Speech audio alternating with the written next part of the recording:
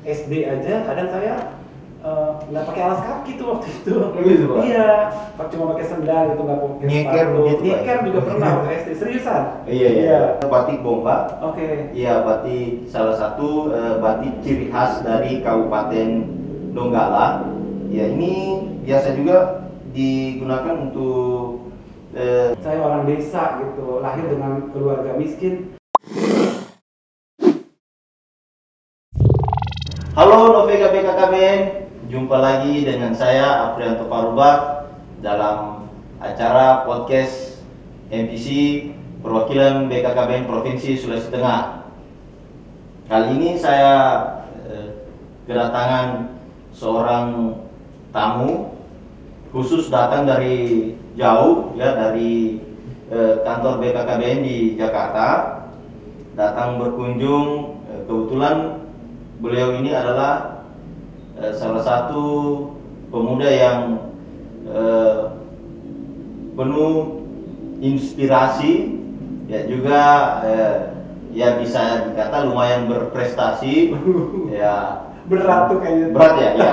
Jadi kali ini tamu saya adalah Bapak Direktur Pendidikan Kependudukan dari Kedeputian Pengendalian Penduduk BKKBN, Bapak Edi Setiawan. Ya, selamat sore Bapak, bagaimana kabar? Sehat? Sorry Bang, sehat lah. Sehat, iya. Semangat masih nih Bang. Oh, masih semangat Pak? Iya. Soalnya tadi habis ikut ulang tahun Kota Palu. Iya. Semangatnya masih menular ke saya. Semangat masih menular, iya. Jadi pertama nih Pak, Iya. saya mau tanya dulu. Ini pertama kalinya atau sudah kesekian kalinya datang ke Sultan, khususnya Kota Palu? Iya. Boleh jujur apa boleh nggak jujur? Silakanlah mau. Iya. Saya ini baru pertama kalinya Bang. Oh, Iya. pertama kalinya ya. Iya. Oh iya, jadi tanggapan Bapak tentang Sulawesi Tengah gimana Pak? Biasanya kan melihat Sulawesi Tengah itu hanya dalam Berita. angka, iya, dalam berita, dalam laporan-laporan. Ya, sekarang datang langsung, bagaimana kesan-kesannya? Iya, sangat kesan. asik kalau menurut saya ya. Karena Iya. tadi saya kan di Hotel Santika nginepnya, Iya. lantai 8. Terus view-nya itu gunung dan laut gitu. Iya. Menurut saya itu keren ya. Keren. Nggak semua daerah punya potensi yang kayak gitu. Punya Nah potensi itu. kayak gitu. Terus kemudian makanannya. Iya. Saya juga agak kaget, ternyata makanan di sini itu perpaduan antara makanan Makassar dan Manado gitu. Gitu ya. Yang which is adalah enak banget gitu. Jadi antara Sulawesi Utara dan Sulawesi Selatan ketemunya di tengah. Iya. Gitu, paru, gitu. Iya, paling nggak dari makanan saya bisa Iya. sangat menikmati gitu. Itu Iya. kesan positif saya dari Sulawesi Tengah, khususnya Kota Palu. Khususnya Kota Palu. Dan orang-orangnya juga ramah-ramah. Orangnya ramah-ramah. Iya. Gitu. Terus tadi juga dari pakaiannya gitu, ketika Iya. saya hadir di upacara itu, Iya. menurut saya itu punya potensi yang luar biasa loh. Iya. Keren gitu, Keren. pakaian-pakaian adatnya. Hmm. Iya, itu jadi menurut saya punya daya jual harusnya. Punya daya Iya, jual. Sulawesi Tengah khususnya Palu punya daya jual. Karena beberapa dari yang saya lihat itu kayaknya Iya. kelasnya tuh udah kelas tinggi gitu. Kelas tinggi. Iya, cara mereka berpakaian, terus kemudian apa sih namanya, stylenya. Misalnya. Iya, nggak sangka gitu maksudnya. Iya. Sulawesi Tengah yang saya dapat kabarnya cuma gempa gitu atau Gempa, iya. hal-hal yang kemiskinan gitu misalnya, tapi Iya. ternyata memang punya potensi lain gitu. Salah satunya adalah potensi dari style berpakaian seperti abang ini loh, pakaian itu. Gimana Pak? Itu kombinasinya tuh di atas Ivan Gunawan kayaknya. Keren ya? Lumayan keren Pak ya? Iya, iya. Ini, ya jadi ini namanya batik bomba. Oke. Iya, batik salah satu batik ciri khas dari Kabupaten Donggala. Ya, ini biasa juga digunakan untuk kalau ada kegiatan-kegiatan resmi atau sebagai oleh-oleh. Oke. Iya. Cuma yang saya maksud adalah kombinasinya itu. Kombinasinya. Bagus, iya. Iya, bagus. Jadi tadi saya lihat anak genre pakai batik. Iya, Pak. Faisal tuh. Sebelah sini tangannya pakai batik gitu. Iya. Sebelah sini polos terus cuma separuh gini Oh, tuh. gitu. Stylish banget kalau menurut Stylish. saya. Iya. Itu yang saya kagum gitu. Karena saya salah satu pencinta itu sih fashion gitu maksudnya. Fashion.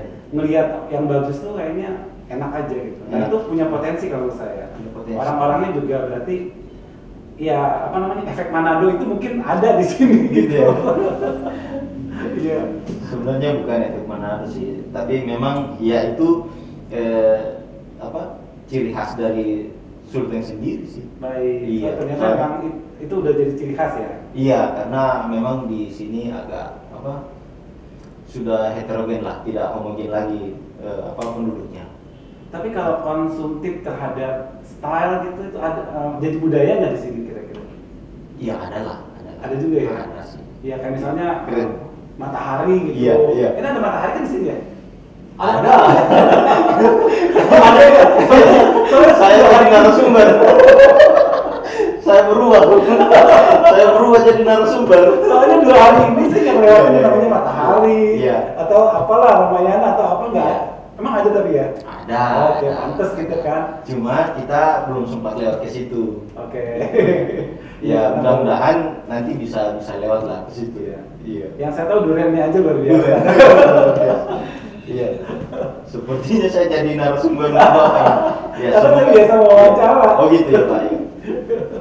Ya, syukurlah Pak. Berarti memang kesannya baik, Bagus, positif ya. tentang Sulawesi Tengah. Hmm. Ya.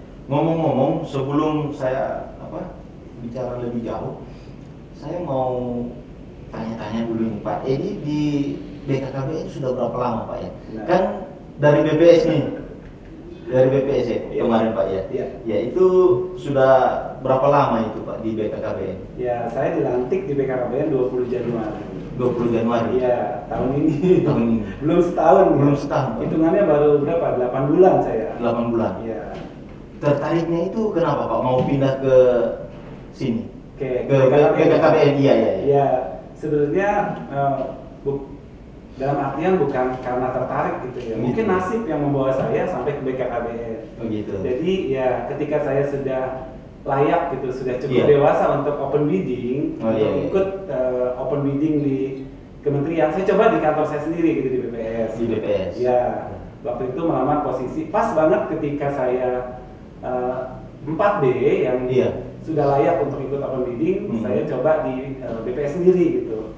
Sampai mengikuti prosesnya, tapi hanya masuk 3 besar. Iya. Ketika dipilih, saya ternyata tidak terpilih. Iya. Nah kemudian 2 bulan dari saat saya tidak terpilih, ada open bidding lagi BKKBN. Ada open bidding. Ya, dan memang sudah ada beberapa senior saya di BKKBN sebelumnya. Begitu. Ya, yang dari BPS yang juga ikut open bidding di BKKBN.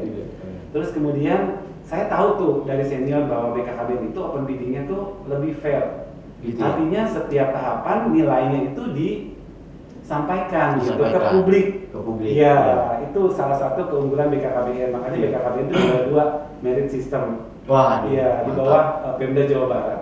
Wah. Itu kita dapat penghargaan tahun ini. Tahun ini. Nah, selanjutnya, Iya. ya, jadi karena saya punya kesempatan gitu, akhirnya saya daftar open bidding. Mhm. Nah, tahapan pertama itu, Iya. karena saya itu minim pengalaman, bayangkan baru 4B, kemudian jadi eselon 3-nya baru 2 tahun, Iya. ya saya nilainya paling kecil tuh.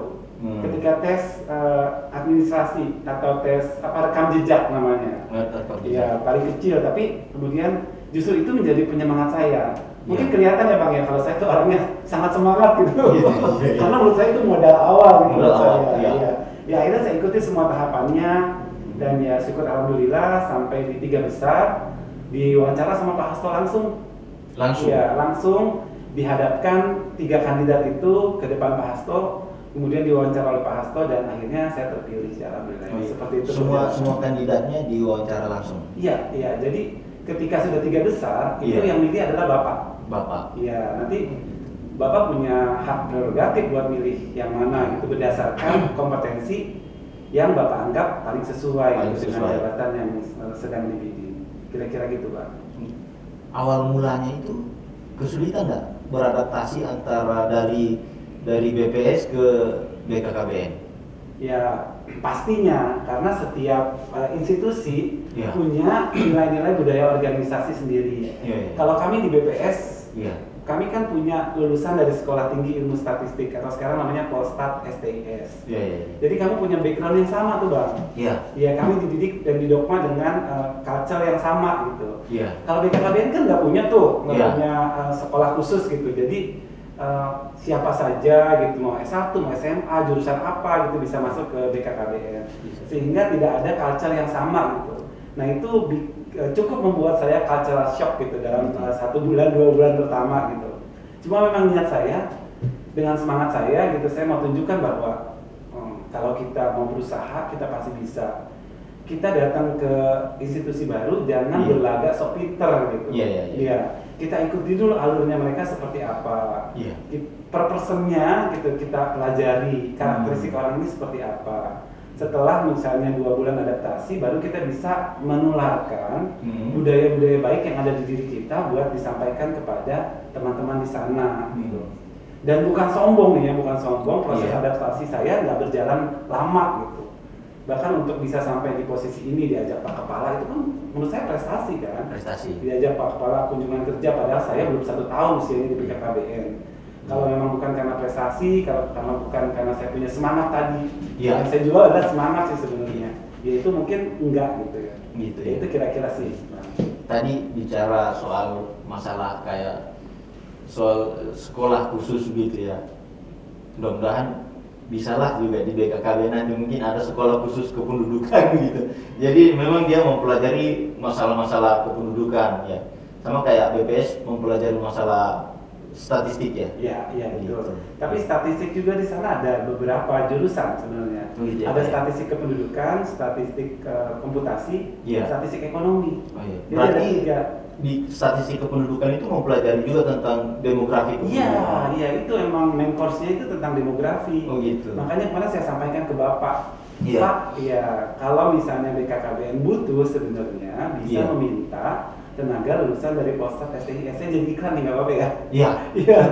Soalnya beberapa kementerian lembaga tuh udah minta gitu, tinggal BKKBN langsung Pak Kepala telepon Pak Sestama, itu kita bisa minta itu gitu kan. Kita kan masih kekurangan gitu. Bukan endorse nih Pak ya. Bukan endorse. Tapi memang ada bagusnya juga gitu. Iya, demi kebaikan BKKBN. Jujur aja yang saya rasakan BKKBN itu kekurangan sumber daya. Ya, karena sempat ada moratorium kan, yang menerima pegawai sekian tahun, akhirnya lag 1 generasi. Nah itu yang harus kita kejar sebenarnya. Nah salah satu peluangnya ya melalui itu, dengan meminta lulusan Polstat STIS yang kependudukan dan komputasi. Menurut saya ini akan jadi kekuatan baru buat BKKBN. Jangan menganggap dia orangnya BPS gitu, bukan. Karena sudah ngeblend, saya udah pakai batik BKKBN, ini kan sudah ngeblend jiwa saya udah BKKBN gitu. Walaupun saya punya background di statistik. Nah, jadikan background itu sebagai daya dorong saya untuk bisa berprestasi, berkinerja baik di BKKBN. Menurut saya seperti itu. Bagus sekali Pak. Pak Edi sekarang kan di Kedeputian Pengendalian Penduduk di Direktorat Pendidikan Kerjasama Pendidikan Kependudukan. Ada kerjasamanya. Jadi program yang sekarang sedang dijalankan apa Pak? Apakah ada program-program prioritas atau kegiatan yang rutin atau bagaimana? Jadi kami dalam melakukan kerjasama pendidikan kependudukan itu punya 3 channel. Yang pertama dari channel yang formal. Melalui sekolah siaga kependudukan. Jadi kita bekerja sama dengan sekolah untuk melakukan pendidikan kependudukan di sekolah, mengintegrasikan isu-isu kependudukan itu di sekolah. Itu yang pertama, namanya sekolah siaga kependudukan. Terus kemudian di tingkat perguruan tinggi kita punya PTPK, perguruan tinggi peduli kependudukan. Itu juga sama kegiatannya, misalnya kuliah umum tentang kependudukan, terus kemudian mengintegrasikan terhadap mata kuliah wajib kurikulum di perguruan tinggi. Terus yang tidak kalah penting, yang lagi hype nih, karena minggu lalu hari Jumat baru di launching oleh Pak Menteri, PMK dan Kepala BKKBN di Universitas Muhammadiyah Yogyakarta, itu adalah yang kegiatan KKN tematik stunting. Ya, mungkin nanti kita bisa bicarakan, eksplor lebih jauh nih terkait dengan kegiatan KKN tematik stunting. Karena stunting ini sekarang menjadi program prioritas nasional dan BKKBN mendapatkan amanah besar dalam melakukan percepatan penurunan stunting. Bapak Kepala BKKBN, Pak Hasto Wardoyo itu jadi Ketua Pelaksana Program Penurunan Stunting di Indonesia. Nah, jadi semua kegiatan di direktorat itu diarahkan untuk mempercepat penurunan stunting di Indonesia. Itu tadi, baru yang formal ya. Baru yang formal. Yang informal kita juga punya melalui ASN PK, ASN Peduli Kependudukan, dan juga melalui Pramuka Saka Kencana. Jadi 2 jalur itu kita gunakan untuk melakukan edukasi dari jalur non formal. Nah, untuk jalur informal, itu yang kita lakukan melalui sosial media yang kita punya, Bang. Jadi bagaimana kita melakukan edukasi kependudukan kepada masyarakat melalui sosial media yang kita punya. Sekarang kan semua serba ya, siapa sih yang nggak punya gadget gitu kan? Jadikanlah gadget ini sebagai sarana kita melakukan edukasi. Sesimpel itu sebenarnya. Ya, melalui YouTube, TikTok atau apapun juga lah kita lakukan hal positif gitu, mengedukasi masyarakat tentang kependudukan melalui sosial media yang kita punya. Iya, kira-kira kayak gitu. Itu jadi ada 3 jalur ya. 3 jalur. Tapi memang kalau kita bicara masalah stunting itu karena dia menjadi proyek program prioritas nasional sekarang. Itu kalau di direktoratnya Pak Edi sendiri, apa saja itu program-program yang sedang dilaksanakan sekarang, yang sedang dijalankan? Saya paling senang sebenarnya pertanyaan ini, saya tunggu-tunggu. Iya, gitu lah. Iya, ini pertanyaan dapat bonus dah ini. Iya. Jadi ya bolehlah dijelaskan secara terperinci mungkin. Kemudian apa yang diharapkan untuk masalah stunting ini, masalah penurunan stunting.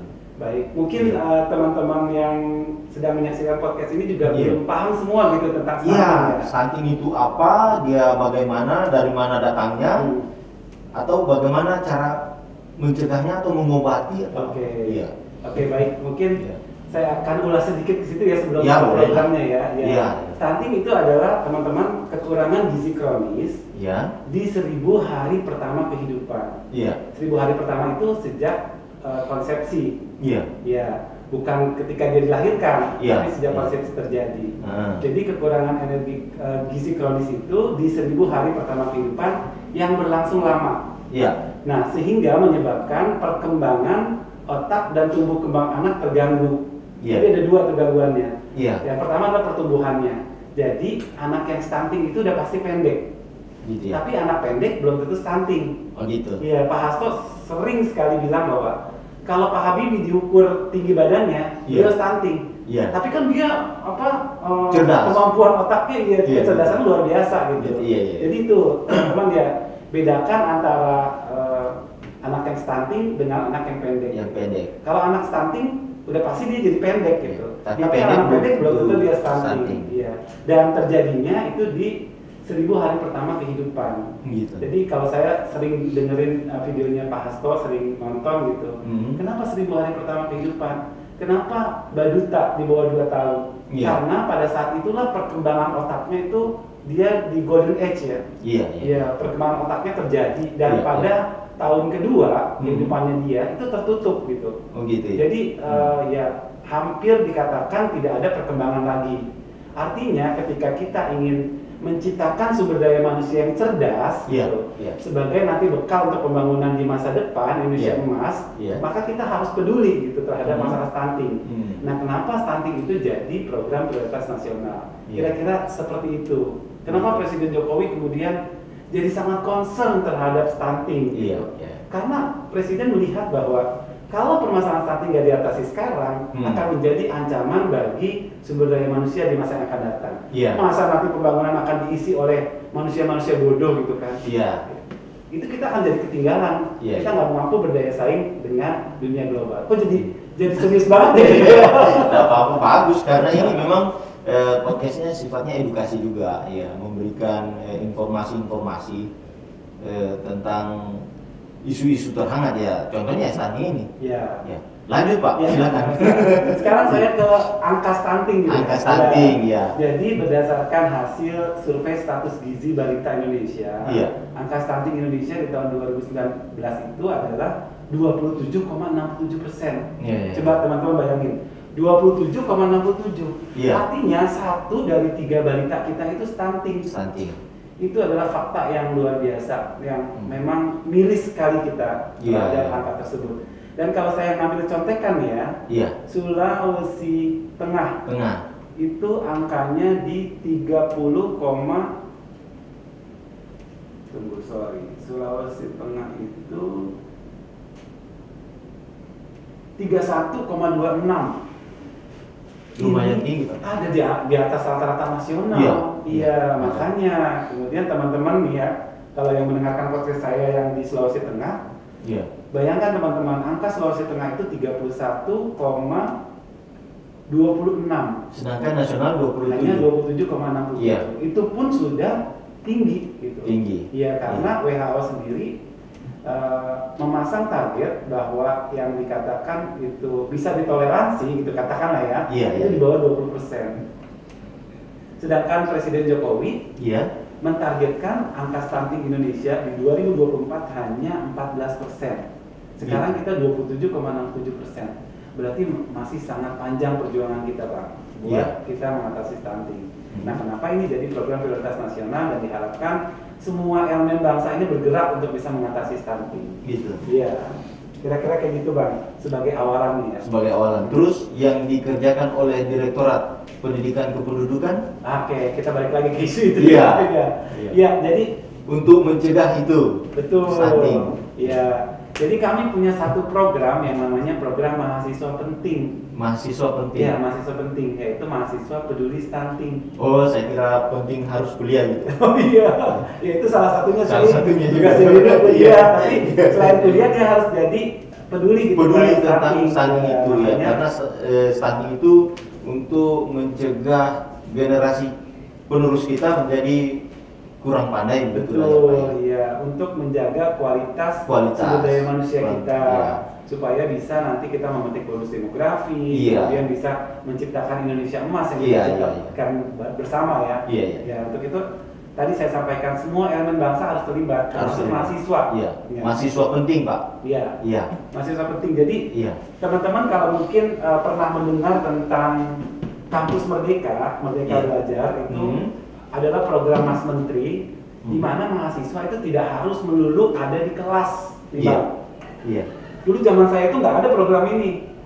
Jadi kalau Iya. namanya mahasiswa kita tuh harus di kelas belajar, setiap semester ujian, lulus, Iya. naik tingkat gitu kan ya. Iya, iya. Nah sekarang Mas Menteri punya satu program inovasi yang namanya Kampus Merdeka, Merdeka Belajar, Kampus Merdeka. Iya. Nah di program ini mahasiswa itu punya kesempatan buat kuliah di luar program studinya dia, atau bisa melakukan pengabdian masyarakat. Iya. Ya, yang nanti disamakan dengan 20 SKS. 20 SKS. Iya, jadi satu Lumayan semester. tuh, Pak. Iya, makanya kan mahasiswa bisa langsung mempraktekkan ilmunya dia di lapangan. Iya. Terus dapat SKS pula. Artinya kan ada keuntungan lebih. Iya. Sehingga nantinya ketika lulus si mahasiswa itu sudah punya modal dong. Sudah punya modal. Dia sudah punya ilmunya, sudah Iya. praktek pula. Iya. Nah, itu yang harus kita tangkap oleh BKKBN. Bagaimana si mahasiswa itu ketika menjadi mengikuti program Kampus Merdeka itu bisa mengimplementasikan atau mendukung program prioritas nasional, dalam hal ini adalah stunting. Terdidik dan Iya. terampil gitu ya. Ya betul. Iya. Kemudian saya beride gitu bagaimana kita bisa mengkawinkan, mengintegrasikan antara program mahasiswa penting itu yang peduli stunting, program Kampus Merdeka. Gitu. Jadi mahasiswanya untung dapat 20 SKS, Iya. kita BKKBN juga untung dibantu mahasiswa dalam melakukan edukasi kepada masyarakat. Keren kan idenya? Sudah dapat 20 SKS, dapat pengalaman juga. Dapat pengalaman dan Iya. bisa membantu program prioritas nasional. Iya. BKKBN juga diuntungkan gitu. BKKBN juga. Karena kita dapat amanah untuk percepatan penurunan stunting, Iya. kemudian dapat bantuan dari mahasiswa yang jumlahnya tahu sendiri di Indonesia mahasiswa banyak. Nah itu sebenarnya menjadi salah satu program unggulan gitu Iya. di direktorat kami, Pak. Kemudian, nih saya ada setting Pak ini. Iya. Pak ini. Di Perpres 72 tahun 2001. Baru banget tuh. Iya. Tanggal 5 Agustus baru ditandatangani Iya. Presiden. Sasaran stunting itu mengalami perubahan itu Pak. Dari yang sebelumnya usia di bawah 2 tahun menjadi sampai usia 5 tahun. Kalau tidak salah. Itu bukannya sering disosialisasikan itu Pak, bahwa stunting itu hanya bisa dicegah sampai usia 2 tahun. Iya, iya. Gitu. Ya memang tadi seperti yang saya sampaikan tadi bahwa ya perkembangan otak anak itu akan maksimal gitu, kemudian terhenti karena kalau istilahnya Pak Hasto tuh tulang itunya tuh sudah ketutup gitu. Iya. Oh, iya. Kalau misalnya sebelum 2 tahun kita masih bisa pegang ubun-ubun kita ada yang berdenyut gitu. Iya. Tapi setelah itu udah ketutup gitu versinya Pak Hasto seperti itu. Jadi disitulah sebenarnya golden age-nya kita bisa mendapatkan perkembangan otak yang maksimal gitu. Tapi memang dalam prakteknya gitu, kadang kita juga concern terhadap yang 3-5 tahun gitu. Walaupun memang dari sisi otaknya sudah tidak bisa kita perbaiki. Tapi paling tidak dengan asupan gizi yang bagus, paling tidak pertumbuhannya kan masih tuh. Jadi mungkin walaupun pertumbuhan otaknya tidak bisa kita dongkrak gitu istilahnya tapi tinggi badannya masih bisa tumbuh kan sampai usia 20-an tahun kan. Nah itu sebenarnya. Jadi di 5 tahun pertama itu masih terus kita intervensi gitu. Masih diintervensi. Dengan program-program gizi tentunya, pola asuh yang baik, gizi, penyediaan sanitasi dan air itu juga masih tetap kita intervensi balita. Luar biasa sekali, mahasiswa penting Pak ya. Selain mahasiswa penting masih ada nggak program-program pendukung lainnya di? Nah, yang pendukung jadi saya juga punya ide nih. BKKBN itu kan punya yang namanya generasi berencana genre yang ada di seluruh Indonesia dan jumlahnya juga puluhan ribu kan. Nah, itu harusnya jadi potensi yang luar biasa untuk kita bisa manfaatkan melakukan edukasi kepada masyarakat. Jadi idenya adalah saya membuat satu program yang namanya Duta Edukasi Stunting. Duta Edukasi Stunting. Tadi mahasiswa udah bergerak kan ya.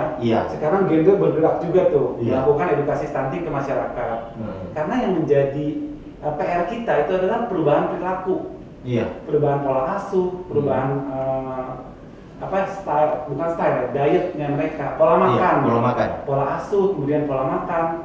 Nah itu sebenarnya bisa kita rubah mindsetnya mereka. Kalau selama ini mereka nggak tahu, mungkin sebagian masyarakat tuh masih memandang bahwa makanan bergizi itu mahal gitu ya. Ternyata makanan bergizi itu nggak mahal, karena bisa kita ambil dari pekarangan rumah kita.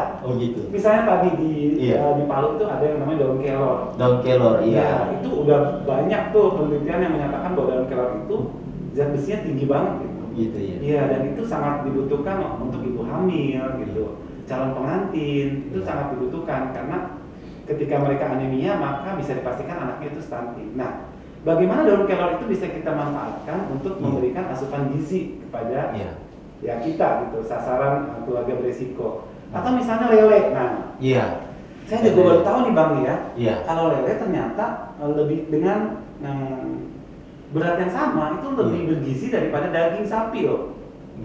Coba. Biasanya kita kalau ke pesta-pesta ketemunya apa? Ayam, daging, nggak ada kan ikan lele kan?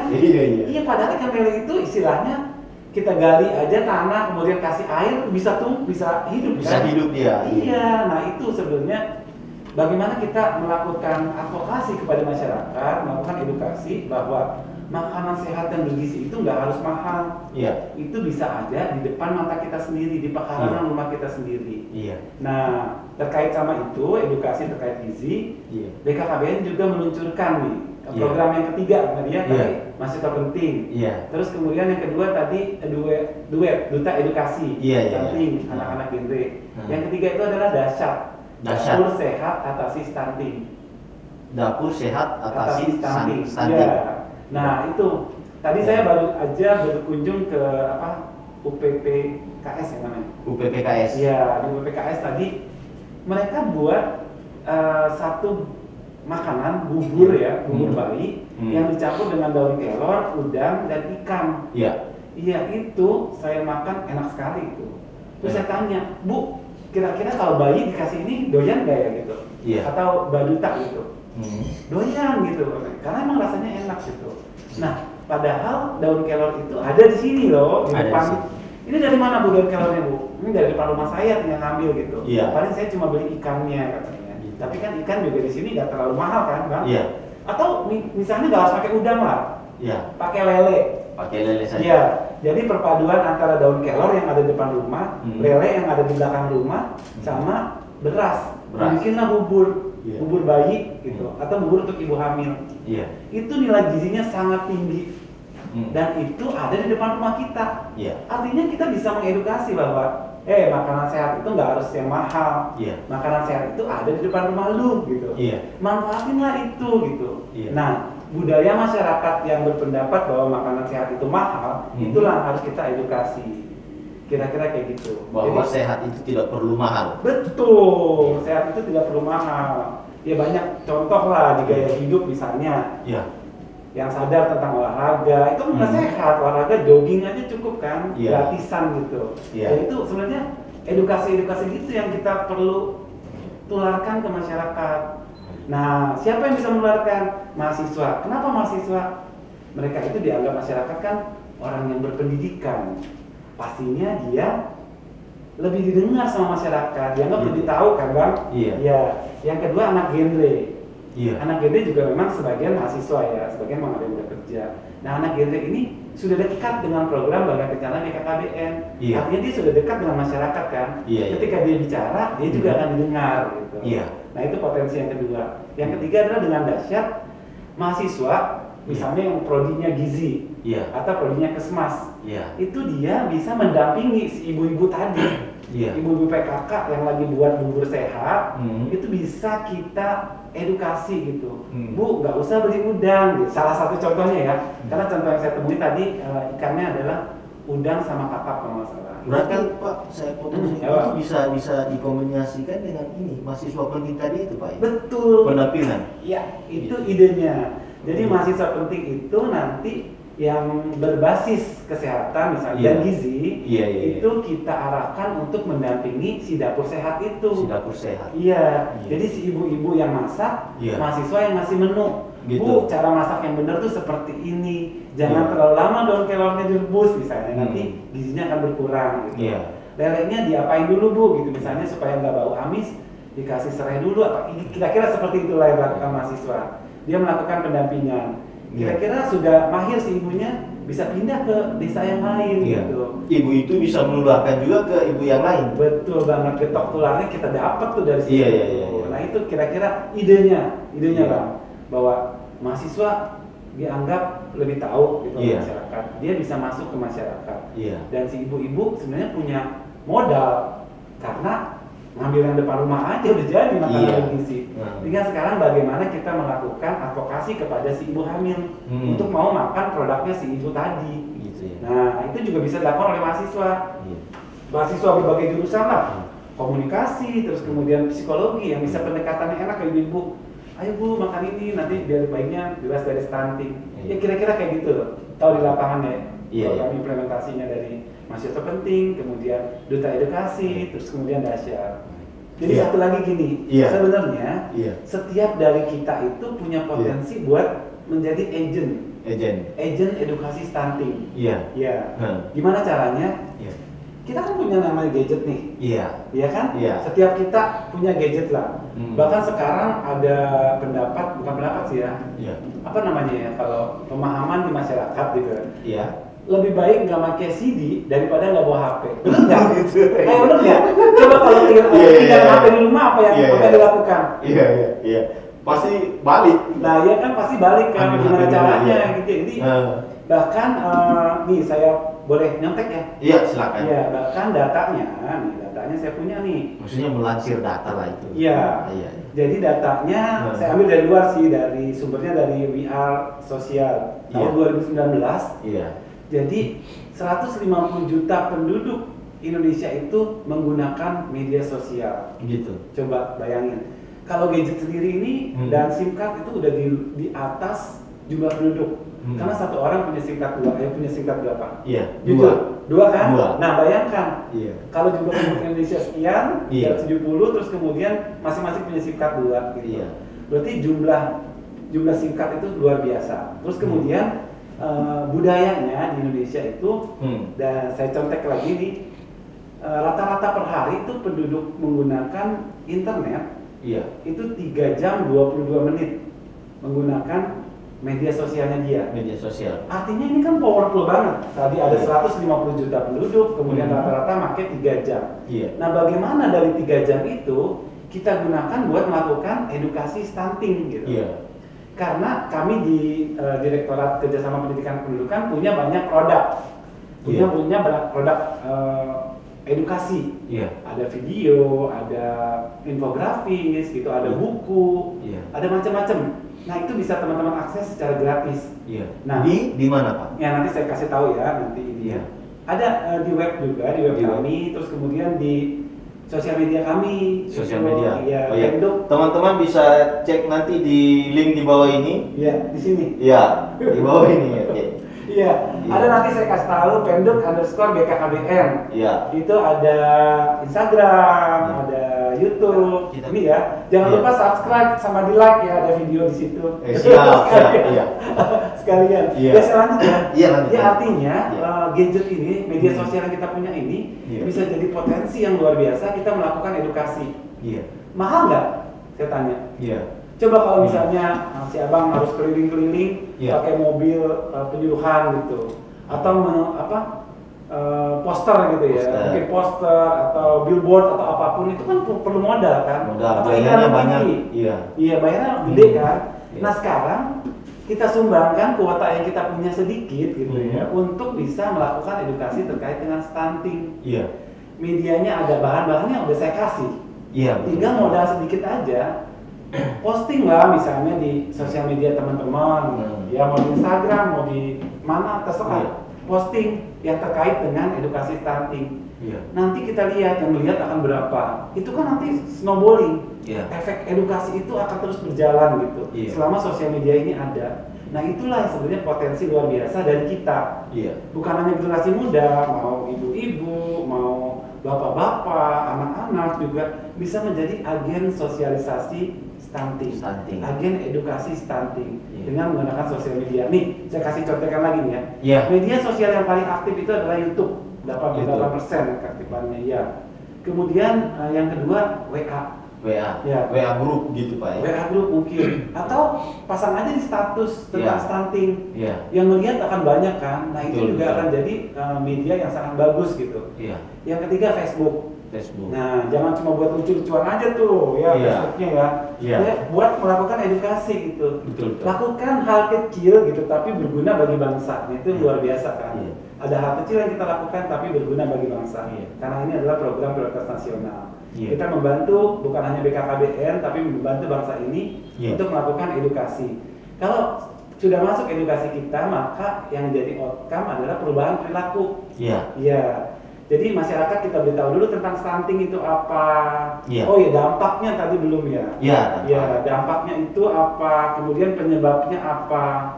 Nah, kita kasih tahu tuh melalui sosial media yang kita punya. Kalau masyarakat udah teredukasi, maka harapannya akan ada perubahan perilaku. Dari yang tadinya makan ikan cuma sebulan sekali atau 2 minggu sekali, menjadi lebih sering makan ikan. Ikannya pun nggak harus ikan yang beli di pasar. Bisa aja ikan lele yang ada di depan rumah di kolam gitu. Asal jangan kolam tetangga Bang. Terjadi keributan dengan tetangga. Ya kira-kira gitu. Jadi gunakan apa yang teman-teman punya gitu untuk bisa melakukan edukasi. Jadi secara tidak langsung teman-teman juga berkiprah atau ikut andil ke dalam bagaimana kita mengatasi permasalahan stunting. Tadi target kita luar biasa loh. Dari 27 menjadi 14%. Itu target yang luar biasa yang ditargetkan oleh Presiden Joko Widodo. Nah, karena targetnya luar biasa, maka cara-cara kita juga Bang harus luar biasa. Salah satunya kita buat viralkan tentang stunting ini di sosial media kita. Bayangkan misalnya setiap hari Senin adalah hari edukasi stunting ini. Ini ide gila saya ya. Jadi semua kementerian lembaga, ASN-nya semua memposting tentang edukasi stunting. Kebayang nggak setiap hari Senin? Terus kemudian dalam beberapa bulan ke depan, hampir seluruh masyarakat itu sudah terpapar tentang stunting. Stunting itu apa, penyebabnya apa, dan dampaknya apa. Gerakan memviralkan. Memviralkan edukasi stunting. Sulawesi Tengah ini, Palu ini bisa jadi pionir sebenarnya dengan ide saya tadi.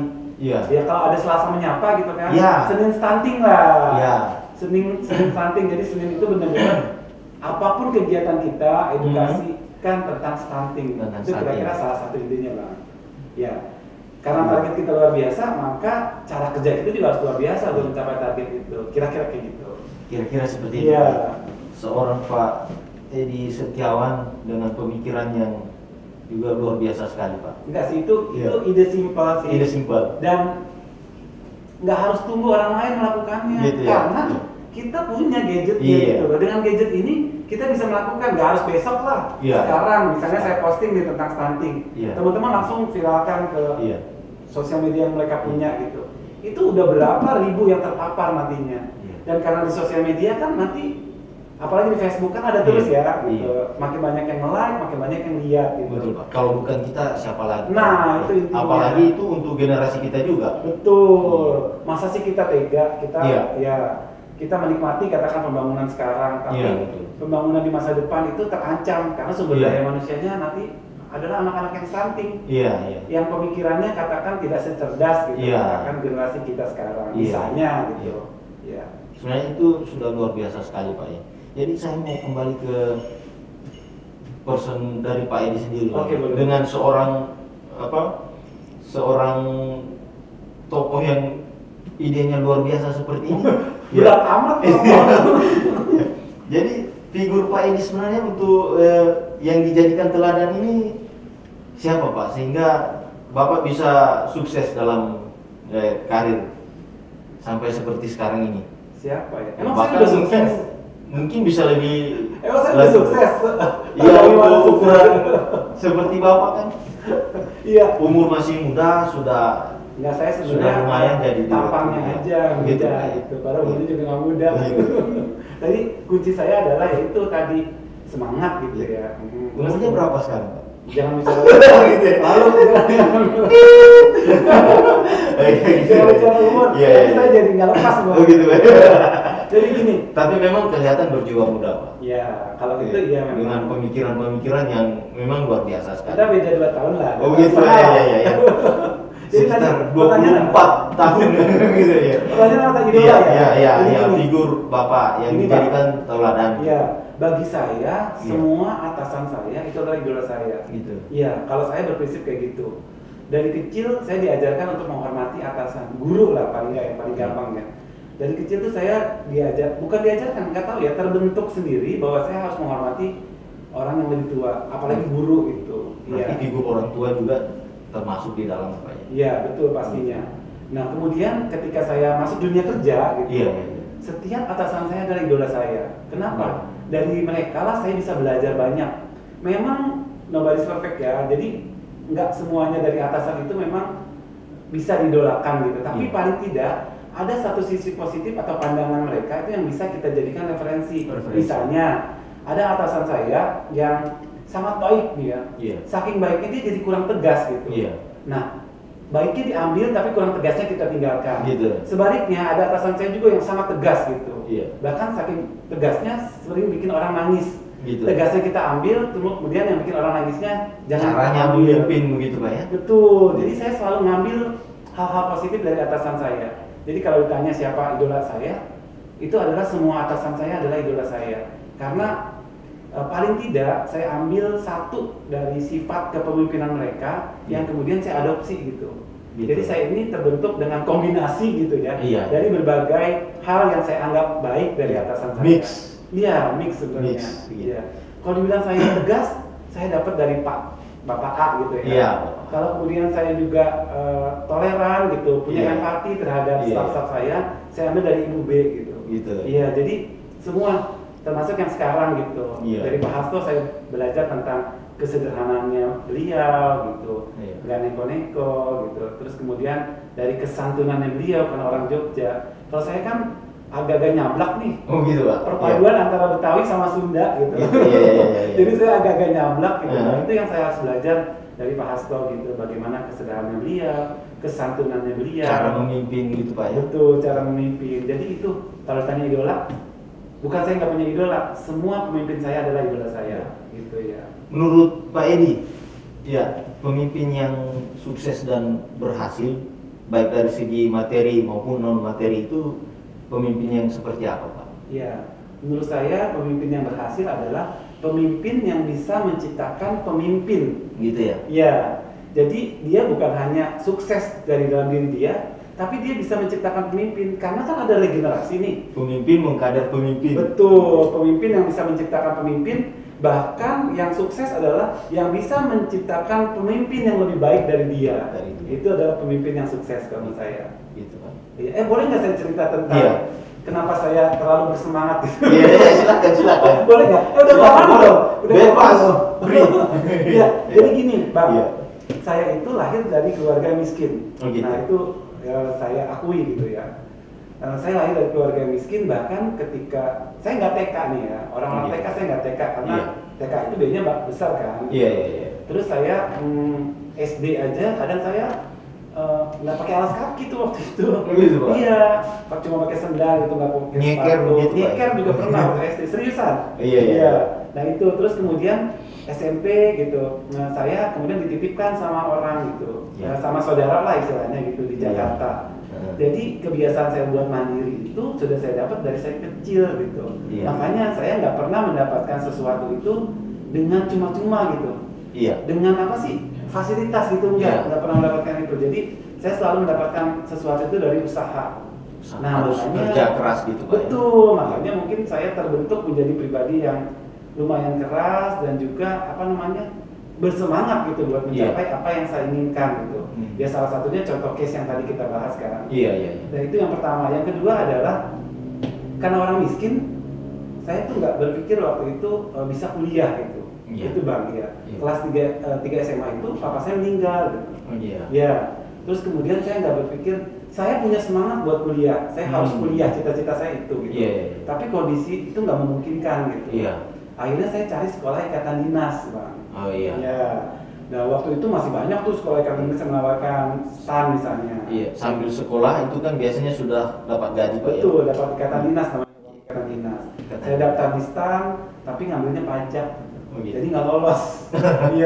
Habis nggak lolos STAN, kemudian ada pendaftaran AIS namanya, Akademi Ilmu Statistik Ikatan Dinas dari BPS. Itu hari terakhir, saya ingat Jumat, pendaftaran terakhir, dan itu saya nggak pernah mendapatkan sesuatu itu dengan mudah gitu ya. Namanya hari terakhir harus banyak persyaratan yang dipenuhi, dan alhamdulillahnya saya bisa memenuhi dan akhirnya ikut tes pertama, kedua, ketiga dan selanjutnya itu akhirnya lolos. Itulah awal mula perubahan kehidupan saya. Usaha dan kerja keras tidak mengkhianati hasil, Pak. Begitu kira-kira. Biasa kerennya gitu ya. Begitu ya. Dan ya alhamdulillah sampai sekarang saya tuh sudah 6 kali wisuda. Mungkin itu belum dikulik ya, tapi saya mau memamerkan diri. Nggak apa-apa, boleh. Sorry, bukan memamerkan diri, sebenarnya saya memotivasi. Itu jadi inspirasi juga untuk generasi muda, teman-teman yang masih kuliah sekarang itu, bahwa tidak selamanya sesuatu itu bisa didapatkan dengan mudah. Betul. Jadi kalau kita menghadapi rintangan, ya itulah bagian dari perjalanan kita menuju sukses kita. Jadi gini, saya cerita tentang 6 kali wisuda ya. Kisah inspiratif lah ya. Ini walaupun pengalaman sendiri tidak ambil dari orang lain, tapi memang sangat menginspirasi. Kalau tadi bayangannya kan, saya lulus SMA itu hampir nggak ada harapan buat kuliah gitu. Tapi ternyata dikasih jalan. Jadi pertama saya lulus Akademi Ilmu Statistik tuh, D3 Statistik dulu Ikatan Dinas. Itu wisuda pertama saya. Kemudian wisuda kedua saya adalah saya lanjut ke D4 Sekolah Tinggi Ilmu Statistik. Gitu. Itu wisuda kedua saya. Nah, ketika lulus Akademi Ilmu Statistik saya mau ngejar golongan ya. Karena waktu itu kalau D3 golongannya cuma 2B. Sedangkan kalau S1 golongannya 3A. Saya mau ngejar akselerasi golongan.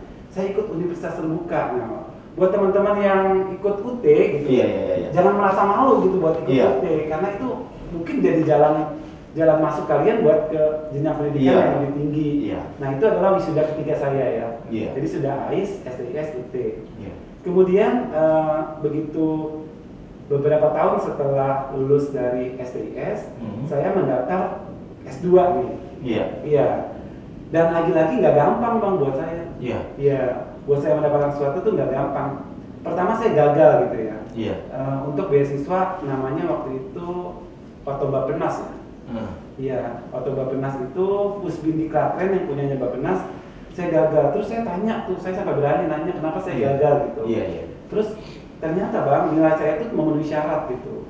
Cuma saya nggak diposting tahun tersebut. Jadi saya dipending lah 1 tahun Bang. Nggak diberangkatkan gitu. Ternyata gitu, memang udah jalannya Tuhan ya. Ternyata saya dapatnya justru dialihkan ke program dual degree.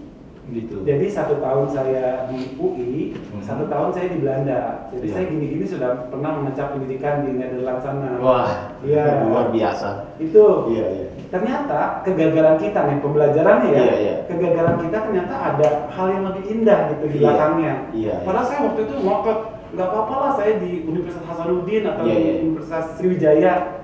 Asal saya bisa kuliah S2 gitu. Ternyata panitia ya nggak memposting saya tahun itu. Ternyata ada jalan lain tuh. Saya ternyata memang dialihkan untuk program dual degree yang akhirnya saya bisa ke Belanda. Jadi udah 5 ya. 5. AIS, STIS, UT, UI dan Belanda nama wisuda ya. Ya, kemudian lulus dari S2, saya kerja lagi sekitar 4 tahun karena syaratnya harus 4 tahun. Terus kemudian melamar di S3. Nah, yang S3 ini melamarnya tuh paling gampang gitu. Kalau yang S2 kan saya harus berdarah-darah buat dapet ya. Kalau yang S3 ini paling gampang istilahnya, saya nggak perlu effort banyak, tinggal submit, bikin statement of purpose, udah mengalir aja lancar. Akhirnya saya dapat beasiswa di IPB, Ilmu Ekonomi Pertanian IPB. Iya, itulah kemudian. Tapi masuknya gampang, tapi keluarnya berdarah gitu. Karena butuh 5 tahun. Iya, butuh 5 tahun buat dapat gelar doktor gitu. Ya, jadi 6 ya. 6 kali wisuda gitu. Jadi saya nggak bohong tuh ya. Ijazahnya ada kalau mau dicek gitu. Ya, dari orang yang teman-teman ya pembelajarannya ya, dari orang yang nggak punya apa ya peluang buat kuliah gitu, karena saya bukan orang yang berkecukupan. Bapak saya meninggal ketika 3 SMA, tapi saya bisa membalikan fakta gitu dengan 6 kali wisuda gitu. Mungkin nggak banyak orang ya yang pernah 6 kali wisuda. Biasanya kan dia cuma S1, S2, S3 gitu. Cuma 3 kali wisuda gitu. Tapi saya ngalamin 6 kali wisuda. Gitu. Dan pernah gagal. Pernah gagal. Jadi gagal itu bukan jalan buntu, tapi bisa jadi sesuatu awal untuk memulai yang baru. Betul. Jadi kita tunggu aja. Kalau memang kita udah merasa maksimal, Tuhan juga akan kasih jalan kok gitu. Nah, itu udah dibuktikan. Bahkan dibalikkan 180 derajat. Saya mintanya S2 dalam negeri yang katakan di universitas mana nggak apa-apa. Dikasihnya di Nederland. Itu kan bisa jadi daya jual kita kan? Luar biasa sekali. Kira-kira kayak gitu, Pak. Bukan nyombong ya, bukan lagi ya. Ini apa namanya? Kisah inspiratif yang bisa menjadi pembelajaran buat teman-teman. Kira-kira seperti itu, Bang. Ada pertanyaan lagi yang lebih sulit? Atau ada lagi yang mau disampaikan? Ya enggak sih, jadi mungkin dia kehilangan pertanyaan sama saya. Karena terbawa kisah inspiratif ini. Terkesima. Iya. Jadi tadi kalau yang mau saya sampaikan, jadi teman-teman dari mana dulu? Dari pribadi apa dari yang? Boleh dari mana saja. Kalau dari pribadi sih, jadi jangan. Kameranya mana nih? Mana silakan. Oke. Silakan. Mana? Yang ini boleh, yang sana boleh juga. Teman-teman, jangan pernah berhenti bermimpi. Jadi waktu kecil saya cita-citanya cuma pengen kuliah gitu. Saya bermimpi untuk kuliah, tapi jalannya nggak selalu mudah gitu buat saya bisa meraih mimpi saya. Gitu. Tapi akhirnya teman-teman, kalau kita mau usaha gitu, Tuhan tuh nggak akan ngasih kita yang kita mau doang gitu. Tapi mungkin Tuhan akan ngasih kita jauh melebihi apa yang kita harapkan. Nah itu yang mungkin teman-teman bisa jadikan pembelajaran dari saya. Saya orang desa gitu, lahir dengan keluarga miskin. Untung saya nggak stunting ya. Untung mama saya tuh mungkin suka makan ikan gitu, makan sayur. Jadi saya nggak stunting gitu. Jadi memang ya cukup cerdas lah, Bang. Bisa dibilang gitu, walaupun saya keluarga nggak mampu, tapi nah itu mungkin pembelajarannya kalau cukup cerdas karena berkemauan keras gitu ya, Pak ya. Ya, salah satunya sih kalau kemauan keras itu tadi sudah saya sampaikan kan. Pembelajaran hidup saya mengajarkan bahwa segala sesuatu itu harus kita perjuangkan gitu. Mungkin kalau teman-teman terlahir sebagai orang kaya gitu ya. Abang orang kaya nggak? Enggak juga sih. Iya, kalau cukup lah, Pak. Terlahir sebagai orang kaya gitu ya syukuri ya. Tapi bukan berarti teman-teman bisa mendapatkan fasilitas.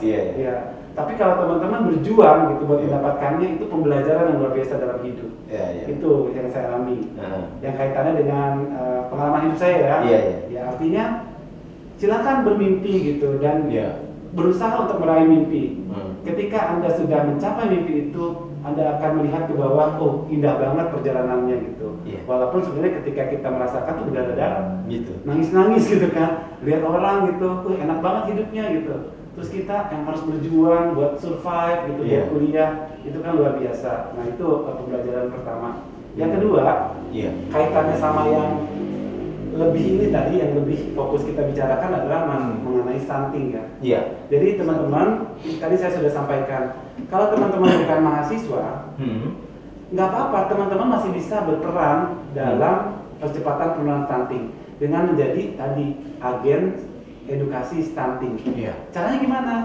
Nggak usah susah-susah, gunakan sosial media yang teman-teman punya gitu. Nanti bahannya, Bang, kalau diinin ya, sosial media ada di sini lagi. Nanti sosial media kami akan kami berikan di sana, teman-teman bisa mendownload semua materi terkait dengan stunting. Sehingga teman-teman tanpa perlu saya declare gitu, teman-teman saat ini sudah menjadi agen edukasi stunting.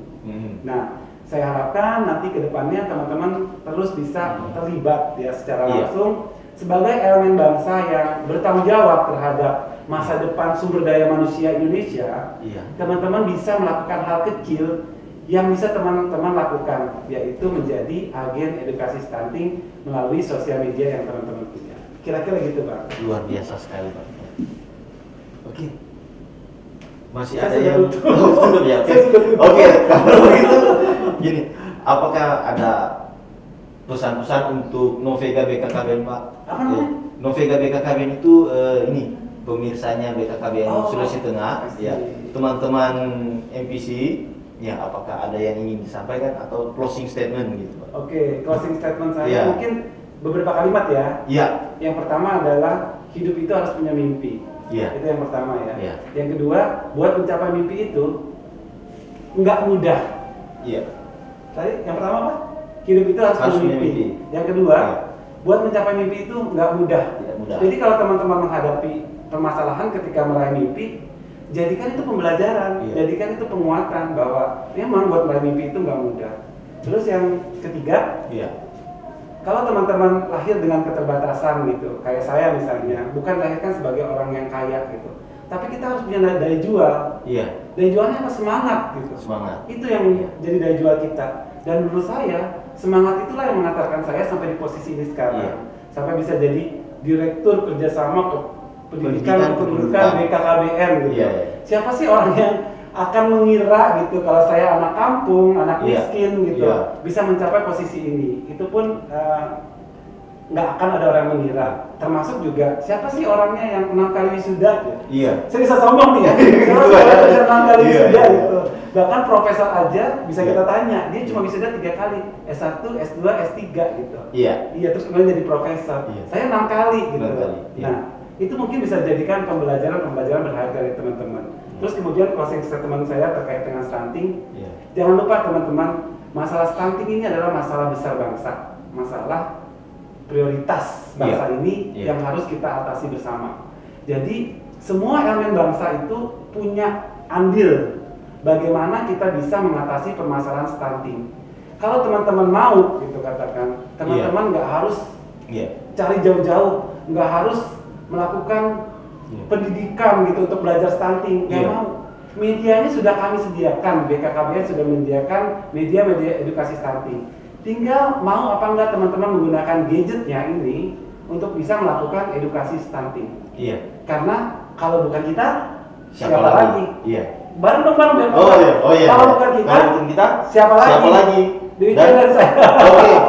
Dan jangan lupa untuk meraih cita-cita mimpi tadi itu, jangan lupa rencanakan kehidupan kita. Benar. Karena berencana itu keren. Oke, terima kasih, Pak. Bukan main luar biasa.